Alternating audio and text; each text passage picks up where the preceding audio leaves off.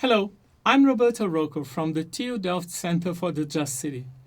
I want to introduce a resource we've developed for the Horizon Project Up 2030 that helps you reflect on justice in urban planning and governance.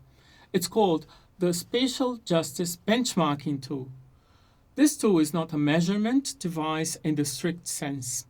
It's a conversation starter, a lens, and a critical framework to evaluate whether your city, institution, or project stands in terms of justice.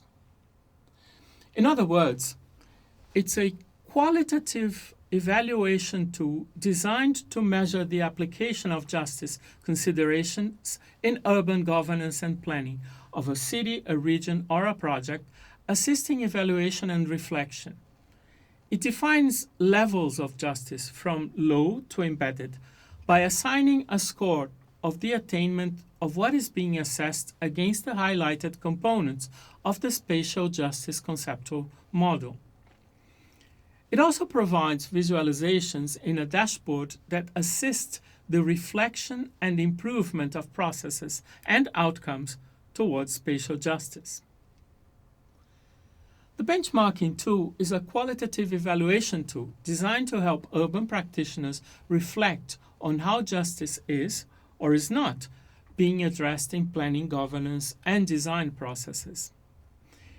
It is grounded in the spatial justice conceptual model, which identifies key dimensions of justice. Distributive, who gets what is the distribution of the burdens and benefits of development.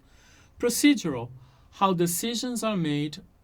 And recognitional, whose voices and values are respected and heard. The tool invites you to look at the specific policy, plan, project, or vision and to ask, how fairly does this redistribute benefits and burdens? How inclusive and transparent is the planning process? Does it empower and validate marginalized communities? The tool helps you spark honest, grounded discussions among stakeholders, identify blind spots such as exclusion or institutional rigidity, develop a shared vocabulary around justice, evaluate whether justice is absent, emerging, or embedded in your current practices. This is particularly powerful for planners, public servants, NGOs, and citizens trying to advance spatial justice in real-world conditions. Let's take a look at how the tool works. Step 1. You need to define what you are evaluating. Start with a vision, a plan, or an ongoing project or initiative. Be clear about what you are assessing. This anchors the reflection. Explore the 9 components distributed over the 3 dimensions of spatial justice: fair allocation, improved access to opportunities, empowering people to adapt and adopt sustainable measures, democratic engagement, fostering internal adaptiveness, legal empowerment, support for collective care practices, and recognition of the pluriverse. Each component corresponds to a key justice principle, like democratic engagement, access to opportunity, or institutional adaptiveness. Step 3. Discuss and rate. As a group, reflect on each component. Does your initiative address this area well or not at all? Assign a score from low to embedded, and more importantly, write down insights, disagreements, or recommendations on post-its. Step 4.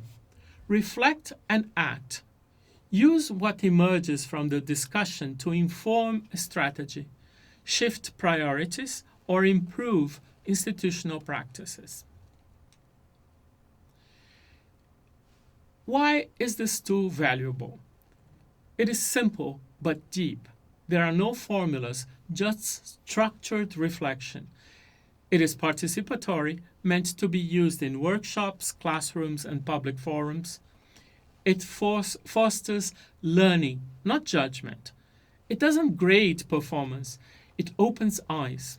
And crucially, it helps connect aspirations for justice to the realities of governance.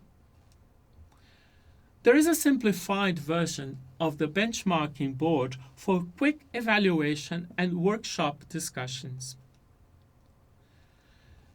The Spatial Justice Benchmarking Tool is part of our broader mission at TU Delft to make spatial justice practical, to give people tools, language, and agency to challenge exclusion and inequality in our cities. You can use it to initiate conversations, evaluate policies, or support planning processes that are more inclusive, reflexive, and just. And remember, justice is not a box to tick. It's a practice we must continually nurture.